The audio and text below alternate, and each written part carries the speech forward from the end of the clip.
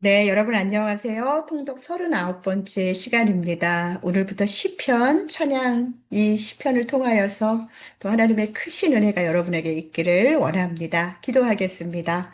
하나님 감사합니다. 하나님을 찬양할 수 있는 마음과 상황과 여건과 건강과 입술을 허락해 주심에 감사합니다. 우리의 길지 않은 인생 가운데 시편을 읽는 동안에 하나님 주신 찬양의 마음과 또 찬양의 소리가 우리 인생 가운데 울려 퍼지게 인도하여 주옵소서. 혹시 찬양이 멈춘 분들이 계시다면 다시 찬양할 수 있는 힘도 허락하여 주옵소서. 감사드리며 예수님의 이름으로 기도합니다. 아멘. 네, 여러분, 제가 시편이 150편까지 있어서 통독하시기 편하라고 30편씩 끊어서 5일 동안 읽으라고 말씀을 드렸는데요. 시편 1편부터 41편까지가 원래는 1권입니다. 그러니까 시편이 5권으로 되어 있는데 1권이 1편부터 41편까지이기 때문에 제가 통독 가이드는 이렇게 시편의 큰 권수대로 그렇게 나눠서 여러분들에게 가이드를 드리도록 하겠습니다. 우리가 시편이라는 말의 영어를 아시죠? 쌈이라는 말이거든요. 성경이 이렇게 번역되어서 전해진 언어의 경로 때문에 이 말이 나왔는데요. 제가 그냥 여러분들에게 한번 짚고 넘어가고 싶어서 말씀을 드립니다. 원래 히브리어의 시편의 제목은 뭐냐면, 네, 히브리어는 왼쪽에서 오른쪽으로 이렇게 있죠? 네, 그래서 테힐림, 네, 테힐림. 이렇게 읽거든요. 그래서 테힐림이라는 말은 찬양들이라는 뜻이에요. 그러니까 히브리어로 쓰여져 있을 때는 테힐림이었는데요. 이게 이제 나중에 시간이 지나면서 이 성경을 많은 유대인들과 초대교회 사람들이 읽으면서 이게 헬라어로 번역을 하게 된 게 70인역 성경이잖아요. 근데 70인역 성경 헬라어에서는 푸살모이라는 말, 푸살모이, 왼쪽에서 오른쪽으로 읽어요. 네, 그래서 한국어 발음으로 한번 이렇게 적어봤는데요. 특히 이제 현악기, 줄이 있는 악기의 반주를 맞춰가지고 부르는 노래를 풋살모이라고 그렇게 이야기했다고 해요. 그러니까 이게 쌈이 사실 풀쌈처럼 들리잖아요. 네, 풋살모이, 어근이 조금씩 나오는 것 같죠? 그러면서 이제 이게 라틴어로 가면서 이게 풋살미라고 그렇게 이야기가 되다가 나중에 이제 영어로 정착이 되면서 풋쌈이 아니라 쌈, 피가 묵음이 된 거예요. 근데 우리가 그 헬라어에서 이렇게 온 영어 보면 뭐 사이칼러지 이런 것도 그렇고 피가 묵음이 되잖아요. 그래서 우리가 이걸 풋쌈이라고 안 부르고 네, 쌈이라고 그렇게 읽게 되는 것이죠. 그래서 여러분들이 이게 다 찬양하는 그런 뜻인데 이렇게 성경이 전해지는 그런 상황에서 언어가 달라지고 그러면서 번역을 하다 보니까 쌈이 되었다. 네, 이렇게 생각하시면 되겠습니다. 또한 시편은 굉장히 오랜 시간에 걸쳐서 쓰여졌어요. 다윗 시대 하면 통일한국 시대잖아요. 그런데 포로기 이후까지. 그래서 포로로 끌려갔다가 거기서 막 통곡하면서 우는 얘기, 다녀와서 회복해서 또 기뻐서 우는 얘기, 막 그런 것들까지도 쓰여져 있잖아요. 그래서 기원전 1000년 전후에서 BC 400년까지니까, 그쵸? 거의 500에서 600년 정도 이상 걸려서 기록이 되었고요. 여기에는 초기에 다윗, 솔로몬 전의 왕정 초기에 다윗의 개인 탄식인 도망 다니다가 쓰고 뭐 그런 거 있잖아요. 그리고 또 왕으로서의 기도, 또 예배 찬양 이런 것들을 볼 수 있고 많은 부분 다윗이 썼다고 볼 수 있겠지요. 또 왕국 시대에 이 분열한 것까지 포함한 거예요. 자, 성전 예배, 공동체 탄식, 또 왕, 또 시온에 대해서 그 주제에 대해서 150편 안에 이 연대에 기록된 것들은 거의 다가 성전 예배에 대한 얘기들이 많습니다. 또한 포로기, 예루살렘 함락 이후에 다시 돌아오기 전까지 나라가 무너진 충격, 우찌 이런 일이라는 신앙의 씨름, 그러면서도 하나님의 은혜를 기억하는 그런 기억하는 믿음, 이런 이야기들이 나오죠. 또한 포로기 이후에는 귀환하고 재건하는 회복에 대한 감사, 또 다시 예배를 세우는 찬양, 또 율법과 말씀, 그 묵상을 강조하는 이야기들이 나오고 있습니다. 그래서 여러분들이 이제 보시면서 시편은 시기적으로 시대적으로 뭐 1권은 더 일찍 써주고 그런 거 아니에요. 그러니까 이걸 보시면서 아 이거는 포로기 때 쓰였나? 이거는 갔다 와서 쓰였나? 뭐 이런 것들을 좀 읽으시면서 파악하시면 좋겠습니다. 제가 계속 시편을 읽어 나가면서 또 가이드를 해드리도록 할게요. 시편의 저자 누구죠? 제일 많이 쓴 사람이 바로 다윗이죠. 네, 표제어를 읽으면 나와요. 그래서 시편 150편 중에 73편에서 75편 정도는 다 다윗이 썼다고 볼 수 있어요. 저자 미상의 그 표제어가 없는 것 중에서 아 이거는 누가 봐도 다윗이 썼다 생각해서 한 두어 개 정도 더 그렇게 있어가지고 75개 정도로 생각하고 있습니다. 또 여러분들 기억나는 시편 저자 표제어라는 것은 시편 1편 이렇게 있으면 그 밑에 이렇게 나와 있는 그 볼드로 진하게 되어 있는 글씨 맨 위에 있는 거 그걸 말하는 거거든요. 보면 뭐 아삽의 시, 뭐 아삽 뭐 이런 그 얘기 들어보셨어요? 네, 그래서 아삽이라는 사람은요. 다윗 시대의 성막과 성전 예배에서 중요한 역할을 맡았던 레위인 계열의 찬양 인도자입니다. 그래서 우리가 아삽 하면은 찬양이라고 생각하시면 되고요. 대부분이 이 찬양을 예배를 돕는 사람들은 거의 레위 지파잖아요. 그래서 성전 찬양 인도자라고 대표적인 사람으로 보면 되겠고, 아사벨 시는 50편도 있고 73편부터 83편까지는 다 아사벨 시예요. 그래서 다윗 다음으로 아마 제일 많이 쓴 사람이 아닌가 싶어요. 또한 고라자손 들어보셨죠? 네, 아삽도 레위 지파고 고라도 레위 지파예요. 그래서 레위 계열이지만 이제 고라 계열 해서 따로 불리는 성전 찬양 그룹입니다. 그래서 이 찬양하고 예배하는 데에 힘썼던 그런 사람들이고요. 또한 솔로몬의 시편도 있습니다. 72편과 127편 표제어의 솔로몬의 시라고 그렇게 나와 있어요. 또한 네, 우리 모세의 시편도 90편에 노년기의 모세가 쓴 시편입니다. 여러분 한번 꼭 읽어보시면 다 읽어보시겠지만, 네, 우리가 강건하면 몇 살이고, 뭐 장수하는 얘기, 뭐 이런 얘기들이 나오는데요. 읽으시면서 은혜 받으시기 바랍니다. 또한 해만과 에단의 시편이 있어요. 뭐, 그러니까 지금 거의 다가 이름으로 나온 사람들은 레위 지파, 찬양을 담당하는 성전 음악 사역자들입니다. 그러니까 이게 아무나 올리는 게 아니에요.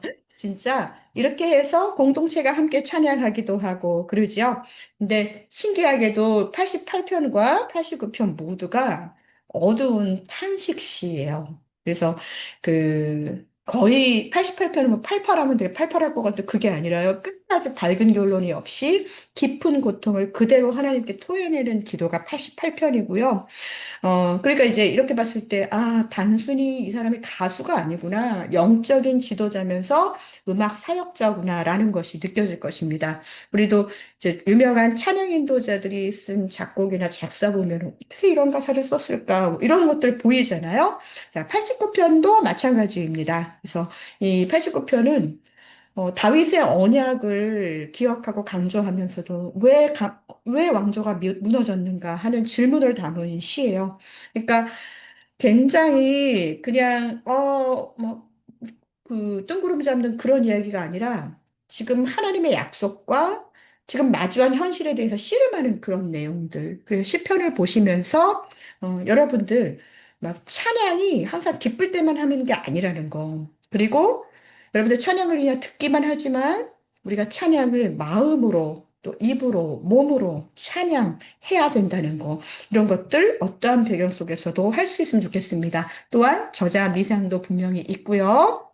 자, 시편에 아까 5권으로 되어 있다고 말씀드렸죠? 그래서 1권이 1편부터 41편까지입니다. 개인 탄식이 많고요. 또 구원 요청을 하는 그런 시가 많이 있습니다. 그리고 대부분의 저자가 다윗이라는 거, 그리고 42편부터 72편까지 여러 그 저자들이 있지만 공동체에 대해서 또 왕, 또 하나님의 통치에 대한 거. 그러니까 이게 사실 주제가 많아가지고 뭐 딱 뭐 단 두 개, 세 개라고 잡긴 좀 어려워요. 그런데 73편부터 아까 89편까지는 아삽과 고라자손이 쓴 그러니까 성전과 나라의 위기. 그래서 자꾸 질문하게 되는 거지요. 내가 신앙 안에서 지금 마주한 현실을 하나님, 도대체 우리가 어떻게 이렇게 됐습니까? 라고 하면서 계속 믿음 안에서 씨름하는 그런 것. 그래서 여러분들이 이번 시편을 읽으시면서 단숨에 읽어내시는 것도 좋지만, 나도 한번 이런 찬양의 시를 써보는 그런 도전이 되셨으면 참 좋겠고요. 또 90편에서 106편까지는 하나님은 왕이시다. 찬양의 주제 가장 중요한 거죠. 또 5권에서는 마지막 감사와 순례와 할렐루야 시편 막판에 많이 나오죠. 그러면서 찬양의 절정이 이루어지게 됩니다. 또 시편에서 가장 긴 시편 119편 그거 읽으면서 지치실 수도 있어요. 그래서 5권의 구조를 보시면서 자, 우리가 오늘 한 것은 1권에 해당하는 내용입니다. 그래서 하나하나 다 살펴볼 필요는 없을 것 같아요. 여러분들이 읽으시면 거기서 바로바로 나오는데요. 저는 여러분들에게 이번 시편을 읽으시면서 이런 걸 좀 생각하시면서 나에게 질문해 보시면 어떨까요? 자, 나는 지금 어떤 감정으로 하나님께 나아가고 있는가? 그러니까 진짜 처절하게 슬픈 그런 시도 있고, 또 두렵고 분노하고 감사하고 또 죄책감을 갖고 뭐 이런 희노애락에 담긴 그런 감정으로 시편을 읽으시면 거기에서 분명히 하나님과 이렇게 딱 부딪히는 딱 만나는 부딪히는 게 아니죠. 딱 인카운터 진짜 만남이 이루어질 거라고 생각이 들고요. 두 번째는 이 시편의 저자가 하나님을 어떤 이름으로 부르는지 여호와는 나의 목자시니 나의 힘이 되신 여호와 내가 주를 사랑합니다. 주는 나의 반석이십니다. 뭐 이런 얘기 나오잖아요. 또 무엇을 요청하고 있나? 정말 하나님 저 돈 주세요. 하나님 저 이걸 하게 해주세요. 뭐 하나님 저 건강 주세요. 하나님 나 이거 저거 꼭 필요해요. 나 우리 애 이거 꼭 필요해요. 뭐 이런 요청도 있지만 찬양으로 우리가 하나님께 어떤 요청을 해야 되나 하는 그런 정말 실제적인 신앙의 기도의 지침이 되기도 합니다. 그리고 이들이 쭉 그냥 슬픈 걸로 가는 시편보다 이렇게 하다가 내가 하나님 너무 힘들지만 그래도 내가 하나님 붙잡습니다 하는 그 전환점이 되는 시편이 있어요. 그런 것들을 읽어내는 게 굉장히, 그러니까 욥기를 전체 읽었을 때 막 처절하게 그러다가도 나중에 마지막에 하나님을 딱 붙잡잖아요. 그렇듯이 그런 시편들을 한번 발견해 보시면 좋겠고요. 또 시편을 조금 더 묵상할 시간이 있으신 분들은 30편까지 다 읽고 나서 오늘 내 기도 중에 시편 하나를 응용해가지고 한 문장으로 한번 그렇게 읽어보면, 써보면 어떨까? 통독일지에 그렇게 써주시는 것도 좋을 것 같아요. 그래서 여러분이 시편 1권 안에 진짜 기억하고 싶은 그런 말씀들이 꽤 많이 있지요. 그 중에서 뭐 대표라고 할 건 아니지만 대충 1편에는 두 길이 나와요. 두 갈래의 길이. 어떤 길이죠? 복 있는 사람, 또 악인의 길. 그쵸? 그래서 복 있는 사람은 악인들의 길을 쫓지 아니하며 오만한 죄인의 길에 서지 아니하며 오만한 자의 자리에 앉지 아니하고. 네. 제가 맨날 등짝 맞아가면서 학교 갈 때마다 어머니가 저한테 외워주시고 읽어주셨던 그 말씀입니다. 그래서 아마 제가 이렇게 말씀을 가르칠 수 있는 복을 누리고 있는 것 같아요. 자, 이 편은, 왕과 메시아 시편. 어찌하여 이방 나라들이 분노하며 민족들이 헛된 일을 꾸미는가? 뭐 이렇게 얘기하면서 뭐라고 얘기하나요? 여호와를 경외함으로 섬기고 떨며 즐거워할지어다. 떨며 즐거워하래요. 이런 표현 너무 재밌지 않으세요? 자, 그리고 3편과 또 13편은 다윗이 그의 아들 압살롬을 피해서 지은 시. 그래서 아예 그거 읽어보면 너무너무 다윗의 가련한 심정이 나오고 또 13편이 제가 아까 전환점에 대해서 얘기 드렸잖아요. 13편의 1절을 보면 여호와여 어느 때까지니까 나를 영원히 잊으시겠나이까 막 다윗이 막 이렇게 하다가 나중에 내가 여호와를 찬송하리니 이는 주께서 내게 은덕을 베푸심이로다. 끝은 그렇게 끝나고 말아요. 그러면, 어디부터가 전환점이지? 여호와여, 나를 생각하사 응답하시고 나의 눈을 밝히소서. 처음에는 막 그러다가 3절쯤에서 그 다윗의 태도가 하나님을 붙잡는 걸로 바뀌고, 그 다음에는 하나님에 대한 신뢰를 선포하고 확신하는 것으로 바뀌어요. 자, 요런 위기 속에서의 그 탄식, 어떻게 하는지, 이런 것들을 보시면 좋겠습니다. 또, 18편 뭐예요? 나의 힘이 되신 여호와여. 예, 내가 주를 사랑합니다. 그 말씀이 나오시죠. 그래서 여호와는 나의 반석이고 요새시고 막 이런 이야기들 하면서 이전에 다윗이 여러 군데 돌아다니면서 요새에도 숨고 무슨 굴에도 숨고 했었던 그 모든 이야기들 하나님이 그 안에서 나를 살려주셨다라는 것을 발견하시면 좋겠고요. 또 19편은 어떤 거예요? 하늘이 하나님의 영광을 선포하고 궁창이 그의 손으로 하신 일을 나타내는도다 하면서 창조주 되시는 하나님을 찬양하고 말씀을 찬양하는 그런 시편입니다. 또 22편, 네, 너무 처절하죠. 엘리엘 라바 사박단이라는 그 말이 여기도 나와요. 내 하나님이여, 내 하나님이여, 어찌 나를 버리셨나이까? 이거 누가 한 말이에요? 다윗이 한 말이에요. 십자가에 예수님도 하셨지만, 그러니까 참 다윗의 시편 속에서 자, 이 다윗의 자손인 예수 그리스도가 이 시편을 아마 배우고 자랐을 거예요. 그냥 얘기한 게 아니라 말씀 속에서 왜 말씀을 입에 넣어야 되냐면 정말 힘들 때도 탄식의 소리도 말씀을 계속 듣고 하면 그 말이 여호와요. 주여, 주여라는 말이 왜 나와요? 많이 들었기 때문에. 네, 다른 말씀이 잘 생각이 안 나니까 주여라도 부르는 거예요. 자, 그래서 이렇게 시편의 말씀, 고난 속에서도 이렇게 부르짖는 자의 정말 절규를 들을 수 있고, 자, 크리스찬들이 가장 살아가는 말씀이라고 하죠. 여호와는 나의 목자시니 내게 부족함이 없으리로다. 시편 23편의 말씀. 우리가 일권 안에서 정말 중요한 말씀 구절 중에 하나고. 자, 32편 말씀 기억나시나요? 허물의 사함을 받고, 네. 자신의 죄가 가려진 자는 복이 있도다. 그러면서 다윗이 굉장히 이 부분에 대해서 얼마나 많은 회개를 했는지 여러분들 기억하시지요? 그래서 혹자들은 이 32편, 이 다윗의 맞쓰길이라고 하는데, 맞쓰길이라는 뜻이 깨닫게 하는 시라는 뜻이에요. 교훈적인 지혜를 주는 노래라는 뜻입니다. 근데 여러분들이 32절을 읽어보면은, 32편을 읽어보면은, 네. 다윗이 큰 죄를 숨기려다가 버티던 기간이 있었다는 걸 알 수 있어요. 그러나 어느 순간 하나님께 죄를 고백하고 회복을 경험하지요. 그게 사실은 왕으로서 쓰기 어려운 거일 수도 있지만 누군가는 나의 이 회개를 통해서 네, 이렇게 오랜 기간이 지난 우리들도 은혜를 받잖아요. 엄청난 맛쓰기입니다. 그래서 보통은 이 32편하고 우리가 내일 읽을 51편에 보면은 네, 정결한 마음 주시옵소서. 네. 나를 주님 앞에서 멀리 떠나지 마시고 주의 성령을 거두지 말아 주옵소서.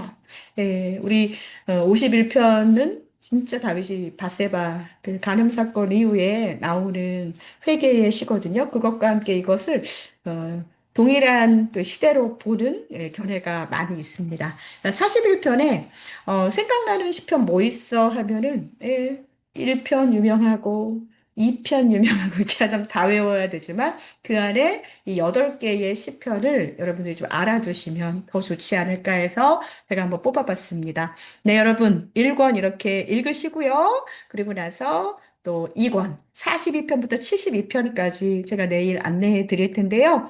여러분들이 그냥 통독 진도 따라서 읽으셔도 괜찮고요. 네, 저와 함께 권수로 읽으셔도 좋겠습니다. 네, 여러분 고맙습니다.